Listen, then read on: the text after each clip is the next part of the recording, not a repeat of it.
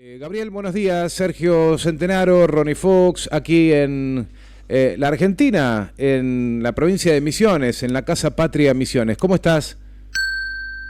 Muy bien, Sergio. Bueno, en la medida de lo que se puede estar acá en Bolivia, ¿no? Ujú. Verdaderamente estamos sopesando una crisis a todo nivel, falta de combustibles, filas inmensas, gobierno que pone de excusa una supuesta marejada en el puerto de Arica. Durante los 14 años de gobierno de Evo Morales jamás tuvimos esta clase de problemas y Evo Morales jamás puso de excusa algún problema marítimo por el suministro de combustibles.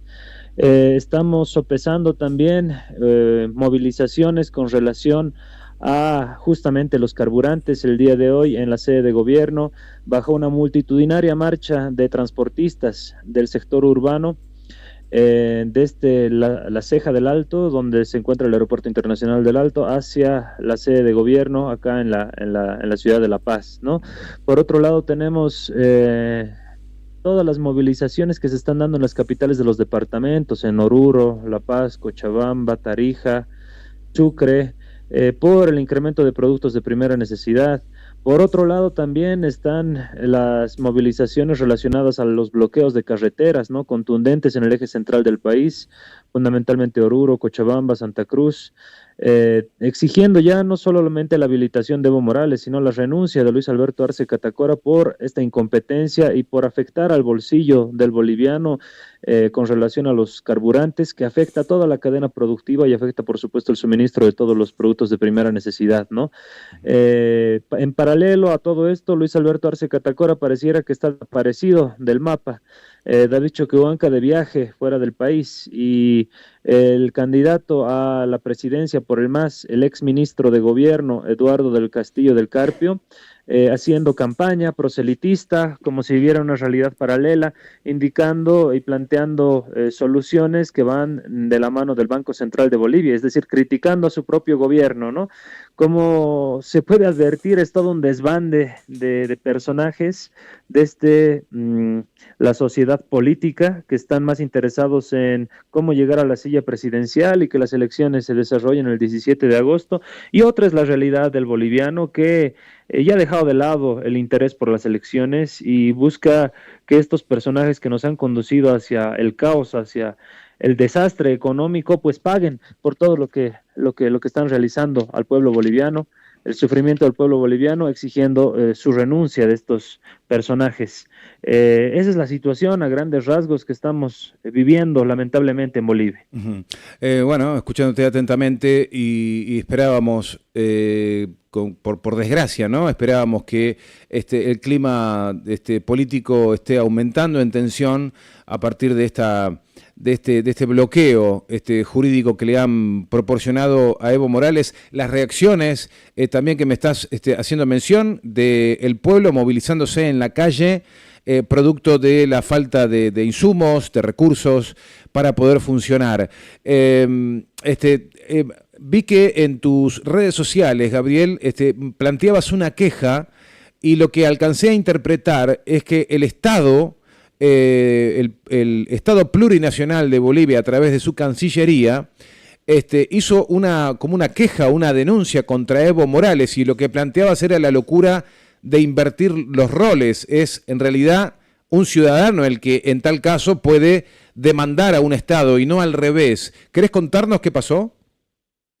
Sí, mira, con relación a todos los conflictos, la discursiva mediática comunicacional del gobierno ha sido que todo esto se trata por la habilitación de la candidatura de Evo Morales, que es Evo Morales quien al verse imposibilitado de participar en las elecciones está generando un caos en el país.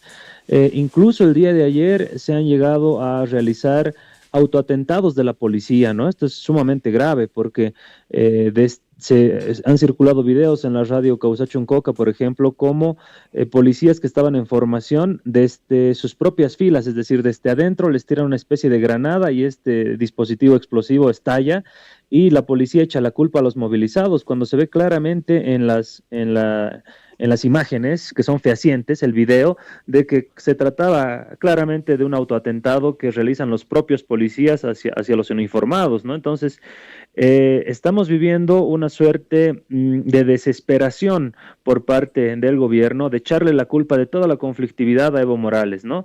Pero esa vieja estrategia que ya la han utilizado 2, 3, 4, 5 veces atrás, pues la gente ya no se las cree, ¿no? La gente ya pone un alto a todo ello y dice, a ver, no nos vamos a dejar engañar nuevamente por estos tipos. En realidad, el gobierno te dice que no tenemos combustibles por los bloqueos. En realidad es al revés.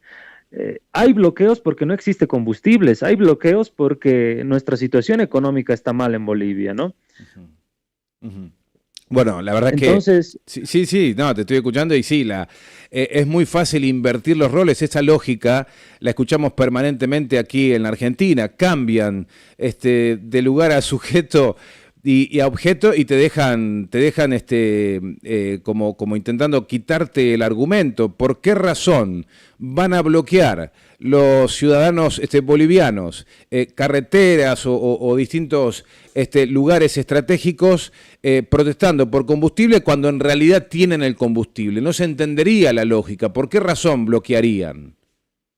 claro, en realidad los bloqueos y las movilizaciones pues son productos, son el efecto de la inacción gubernamental, de las carencias a las que nos lleva el gobierno. Por eso se moviliza la gente. No es que la gente de loca un día se pone de acuerdo y dice, salgamos a bloquear y no dejemos que pasen los combustibles. No, para nada, más bien es al revés. Hay los bloqueos por la falta de combustibles, en respuesta a las carencias que nos tiene acostumbrado el gobierno, ¿no? Pero en función a lo que mencionabas hace un momento, es verdaderamente el grado de lo ridículo a lo que hemos llegado en Bolivia, ¿no? Toda una cancillería que viene a ser el órgano más importante de relacionamiento internacional con el concierto internacional, con los países vecinos, con la región y con el mundo, se ha puesto a realizar una campaña de una denuncia internacional contra Evo Morales, indicando que es el personaje Evo Morales el que estaría generando toda esta convulsión, esta conflictividad en el país. Es un absurdo, es totalmente aberrante, ¿no? Porque ¿cómo puedes mover todo un aparato gubernamental? ¿Cómo puedes mover todo un ministerio de Relaciones Exteriores, una cancillería, en contra de un ciudadano, ¿no? Cuando en los hechos, en el sistema interamericano de derechos humanos, en el sistema internacional de derechos humanos, pues evidentemente son las personas naturales las que cuando sus derechos han sido conculcados, cuando sus derechos han sido violados por instituciones estatales oficiales, presentan pues acciones ante organismos internacionales, ¿no? Y así se han dado muchos casos, por ejemplo, de connotados ciudadanos de diferentes países de nuestro sistema interamericano de derechos humanos contra sus diferentes estados, ¿no? No al revés, nunca se ha visto que un estado quiera caerle con todo el peso de la ley y de la burocracia estatal y ahora internacional hacia una sola persona natural, en este caso Evo Morales Ayma, por más de que haya sido exdignatario, ¿no? Entonces, es una situación totalmente jalada de los cabellos la que, lo vuelvo a decir, en una situación de total desesperación apela el gobierno boliviano. Uh-huh. Gabriel, volviendo a la situación de las elecciones en Bolivia, que se van a celebrar el 17 de agosto, si no entiendo mal. Bueno, la proscripción contra Evo Morales, preguntarte si esto ya están agotados todos los puentes que podrían darle la posibilidad a Evo. También en algunas de las otras intervenciones mencionabas que Andrónico Rodríguez había anunciado que sería candidato a presidente y nos dijiste que probablemente iban a ser proscriptos ambos. Esa actualización, ¿cómo sería? ¿Cómo están dadas las cosas? Sí, mira, hace una semana exactamente se desarrolló en Estados Unidos un encuentro denominado Bolivia 360, esto es motivo de análisis, por supuesto, patrocinado por este personaje que lo referimos en anteriores ocasiones, el empresario Marcelo Claure, ¿no? Uh-huh. Este multimillonario, Marcelo Claure, organizó el evento Bolivia 360 en la Universidad de Harvard de Estados Unidos, invitando a todos los actores de la derecha boliviana, también de la derecha continental. Entiendo que estuvo Corina Machado y otros personajes. Y además, este personaje se jactó de aquel evento, indicando que pues estuvieron involucrados ahí todos los principales candidatos a la presidencia de Bolivia, incluyendo a Eva Copa. Eva Copa, que hace tiempo ya recibe directrices desde Estados Unidos, ¿no? Entonces, acá vemos una clara estrategia muy bien montada, muy bien planificada del imperialismo norteamericano para asegurar la proscripción de Evo Morales, que es el único sujeto que puede transformar la realidad política de Bolivia, y por otro lado, asegurar las candidaturas de 8 personajes que ellos saben que, bueno, según las últimas encuestas, no llegan ni al 20%, ¿no? Se ha difundido la encuesta oficial avalada por el Tribunal Constitucional Plurinacional, perdón, por el Tribunal Supremo Electoral de nuestro país, en la misma, todos estos personajes no llegan ni siquiera al 20% de preferencia electoral. Obviamente, en esa encuesta no figuraba Evo Morales, ¿no? Si tú pones en cualquier encuesta Evo Morales te sobrepasa tranquilamente el 40% de preferencia electoral. Si tú quitas de cualquier encuesta Evo Morales, el resto de personajes no llegan ni al 20%. Esa es la realidad del peso político que tiene Evo en Bolivia. Por eso lo han proscrito, por eso hay toda una directriz desde Estados Unidos, teniendo a un pésimo vocero como es Marcelo Claure. Probablemente Marcelo Claure sea un gran empresario, como se lo pinta, ¿no? Y por los millones que tiene, un sujeto multimillonario, pero en los hechos es un pésimo político, ¿no? Y lamentablemente siempre hace de infidente de las directrices de Estados Unidos. ¿Por qué? Porque ha dicho anteriormente, Andrónico Rodríguez sería un opositor constructivo. Es decir, que dentro del esquema de las elecciones en Bolivia, planificadas desde Estados Unidos, la derecha ganaría y tendrían a un opositor funcional a este sistema, como Andrónico Rodríguez. Eso lo ha dicho el propio Marcelo Claure, ¿no?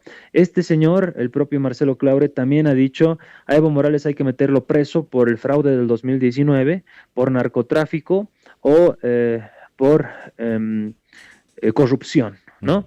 Dando cuenta de las directrices que tiene el imperialismo norteamericano contra Evo Morales. A Evo Morales quieren hacerlo desaparecer y esto es claro, ¿no? No les sirve un Evo que aún tenga este peso político que te estoy diciendo, por eso han intentado matarlo y por eso existen todavía operativos para acabar no solamente políticamente con él, sino incluso físicamente.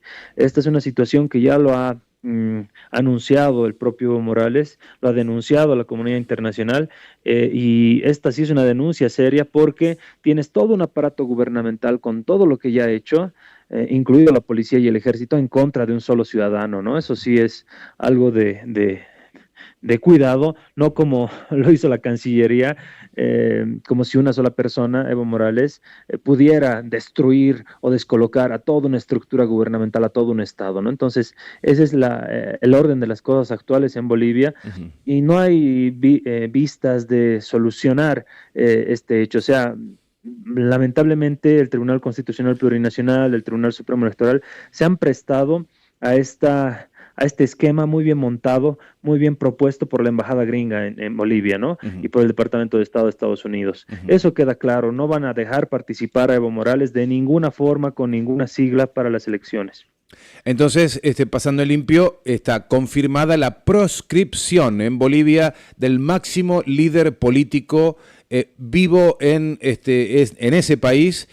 Y también está confirmada la candidatura presidencial de Andrónico Rodríguez, al decir de Claure, ¿sería un opositor constructivo?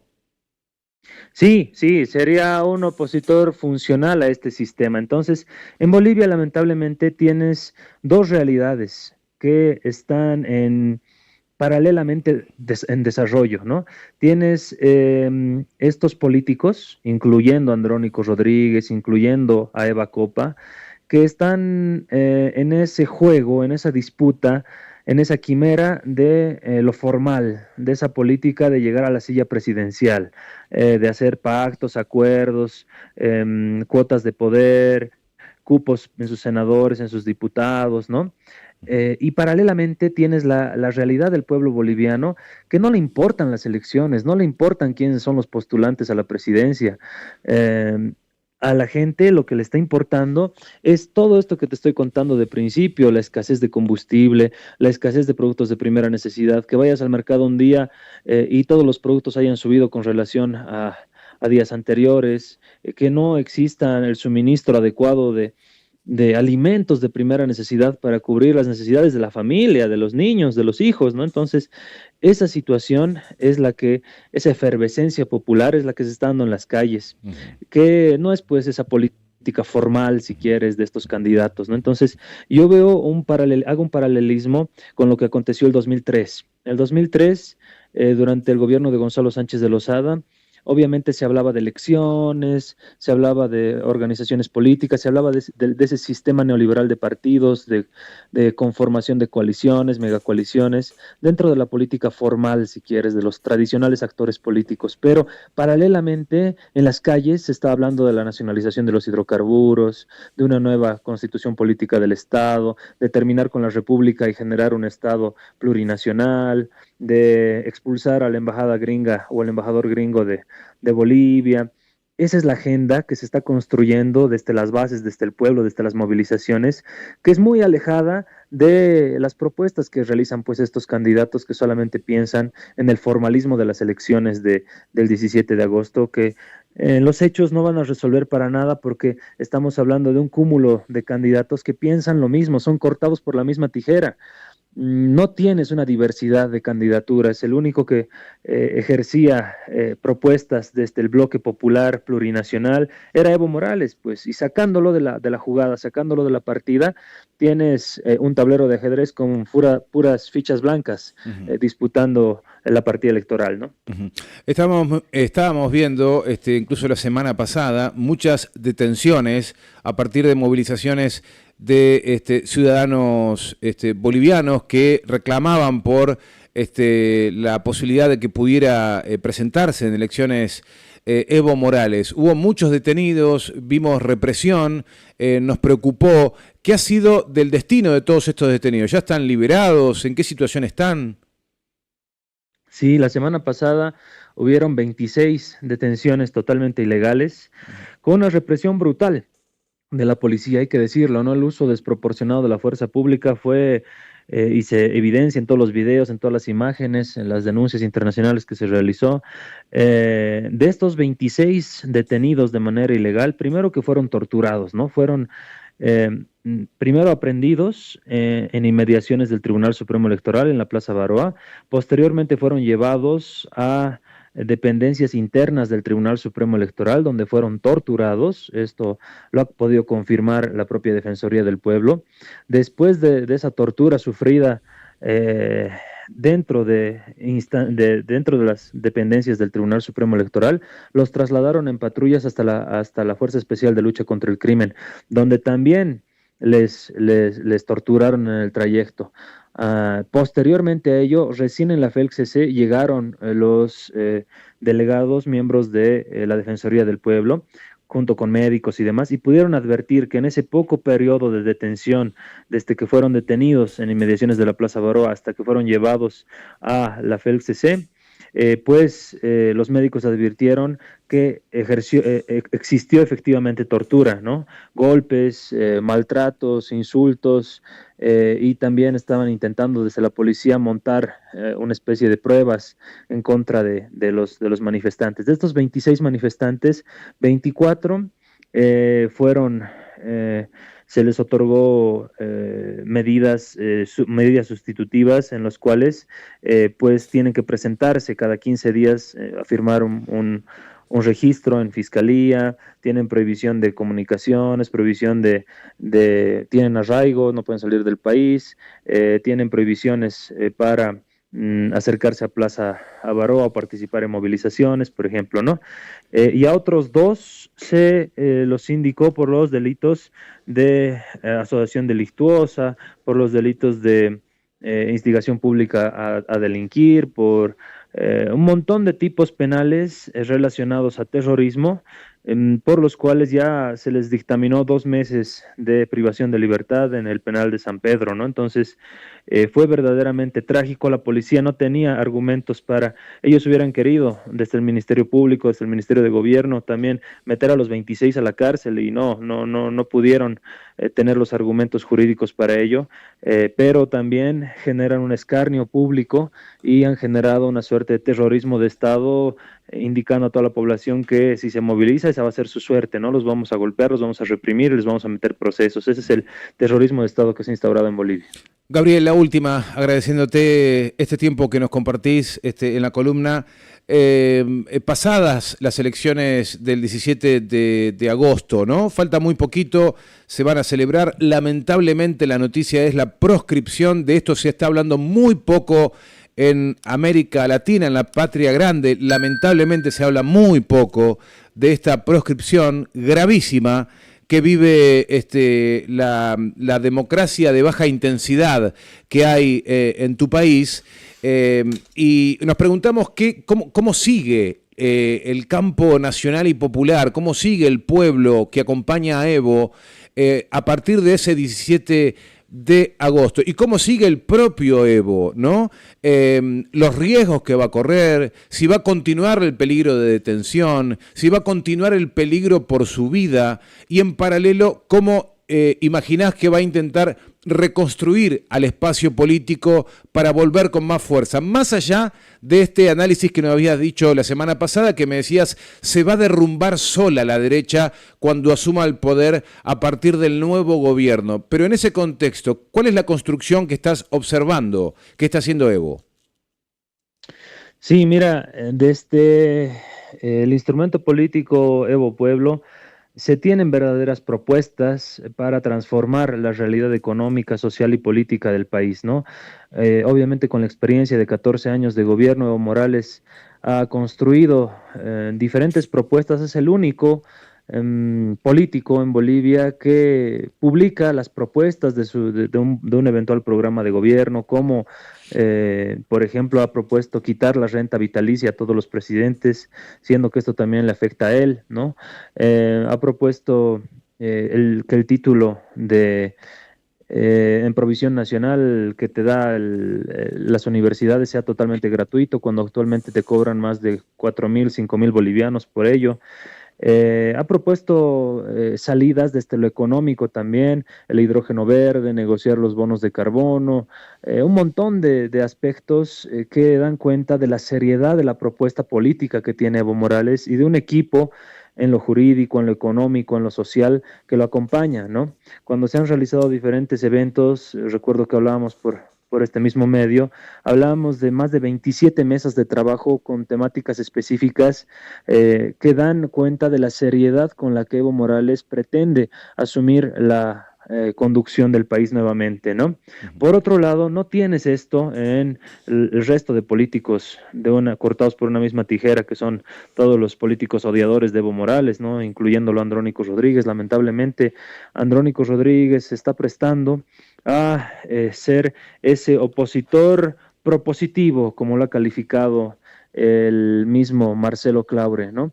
En un contexto y en un panorama en el cual ya se ha planificado que 8 candidatos de derecha participen en las elecciones, un candidato oficialista, que es Eduardo del Castillo del Carpio con la sigla del MAS, y otro candidato de una supuesta sigla de Alianza Popular, que vendría a ser Eva Copa con Andrónico Rodríguez, ¿no? Este aspecto es parte de un sistema, de un esquema en el cual obviamente le va a otorgar la victoria a una derecha y va a tener opositores funcionales. En este panorama, todos estos actores, sin excepción, sostienen que Evo estaría inhabilitado, sostienen que Evo ya no puede participar, ¿no? Cuando la democracia es y debe ser siempre amplia, no debe ser restrictiva, y la población debe tener la clara certeza de que todas las ideas, todas las propuestas y todos los candidatos pueden estar abiertos a elegir y ser elegidos. Sin embargo, esto es lo que se está evitando en Bolivia, sacándolo de la jugada electoral a Evo Morales, y esto por supuesto que genera también el desazón situación y condimenta mucho más este caldo de cultivo y este malestar social que se expresa en las calles, ¿no? Es un condimento más, no es la razón fundamental como intenta echarle la culpa a Evo Morales el gobierno de Arce Choquehuanca. Bueno, lamentamos muchísimo estas noticias que tenías para compartirnos. Gabriel, queremos enviarte un abrazo fraterno y revolucionario en este momento difícil, pero también para la Argentina, por lo tanto sentimos mucha identificación en este momento dramático que vive América Latina, tanto Bolivia como Argentina y otros países. Te mandamos un gran abrazo y bueno, Dios mediante, volver a tomar contacto el próximo miércoles. Claro que sí, así será. Es siempre un gusto compartir contigo, Sergio, compartir con Ronnie. Un saludo gigante para él. Sin lugar a dudas es importantísimo el trabajo que ustedes realizan porque da cuenta de lo que verdaderamente está pasando aquí en Bolivia, cosa que los medios hegemónicos de comunicación quieren evitar, quieren pues mentir a la población boliviana y también a la población de nuestra gran patria grande, ¿no?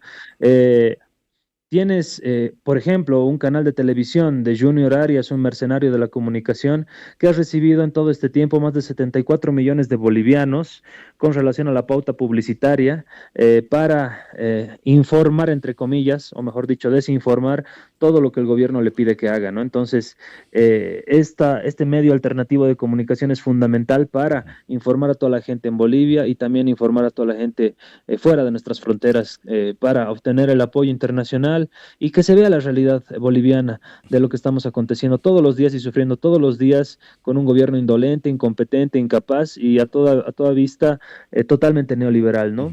No hay mal que dure 100 años, nosotros estamos en pie de guerra, en batalla y así vamos a seguir. Más temprano que tarde volverá Evo Morales al poder. Un gran abrazo, Gabriel. Hablamos pronto. Abrazo gigante.